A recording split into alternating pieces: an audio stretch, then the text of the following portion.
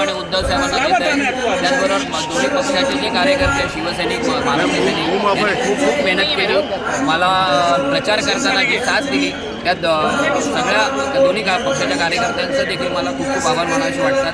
त्याचबरोबर दोन्ही पक्षाचे जे नेते आहेत, वरिष्ठ पदाधिकारी आहेत, यांनी देखील मला खूप सपोर्ट केला. वेळोवेळी माझ्या कार्यालयाला भेट देणं, माझ्या प्रचारात भेट देणं, अगदी अनिल भाऊ असोत, महेश असो, आमचे सरदेसाई असोत, अमितजी असोत, आदित्यजी असो, उद्धवजी असोत, राजसाहेब असोत, म्हणजे अगदी टॉप टू बॉटम सगळ्या पदाधिकाऱ्यांनी खरोखर माझ्यावर खूप प्रेम केलं. प्रचारादरम्यान मला खूप सहकार्य केलं.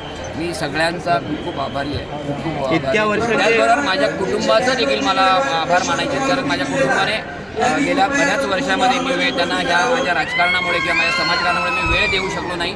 त्यांनी मला खूप ॲडजस्ट करून घेतलं. माझी पत्नी असो किंवा माझा मुलगा, घर ते सांभाळत होते आणि बाहेरचं सगळं आघाडी मी सांभाळत होतो. त्यामुळे त्यांची खूप मोलाची साथ मला यशवंतजी, सातत्यानं असं म्हटलं जात होतं किंवा जे आकडे दाखवत होते ते भाजपला किंवा महायुतीला मोठं यश दाखवत होते, परंतु जी आघाडी आता उभाटा आणि मनसेनं घेतलेली आहे तितकंच चांगलं यश मिळालेलं आहे. तुम्हाला त्या दिवशी पहिल्या दिवशी ज्या दिवशी मी फॉर्म भरला, त्या दिवशी मला एपी फॉर्म मिळाला, त्या दिवशी मी तुम्हाला सांगितलं होतं मला एपी फॉर्म मिळाला, मी माझा विजय पक्का आहे. फक्त मला उमेदवारी मिळणं याची मी वाट पाहत होतो. ती मिळाल्यानंतर मी तेव्हाच सांगितलं विजय पक्का आहे. कारण मी माझी गेल्या 25-30 वर्षाची तपश्चर्या आहे आणि त्या तपश्चर्येत मी काय मिळवलं हे मला वैयक्तिक माहिती होतं.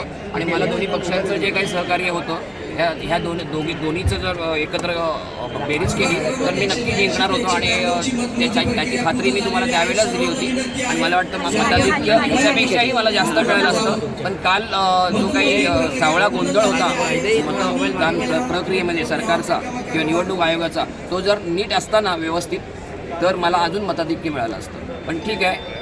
राज ठाकरे आणि पूर्ण कुटुंबियांचं मतदान मिळवणारे तुम्ही उमेदवार आहात. काय आनंद व्यक्त करावा वाटतोय? कशा पद्धतीची भावना आता त्यांच्यासमोर व्यक्त करणार आहे? मी सांगितलं ना, राजसाहेब असो, शर्मिला वहिनी असो, अमित असो किंवा आमची उर्वशी असो किंवा त्यांच्या आई, राजसाहेबांच्या आई, सगळ्यांनी मला खूप प्रेम दिलं. पहिल्या दिवसापासून दिलं. मी अगदी 11वीपासून त्यांच्यासोबत आहे. मला त्यांचं खूप प्रेम मिळालं. मला राजकारणापलीकडे जाऊन त्यांच्याबरोबर माझे संबंध आहेत.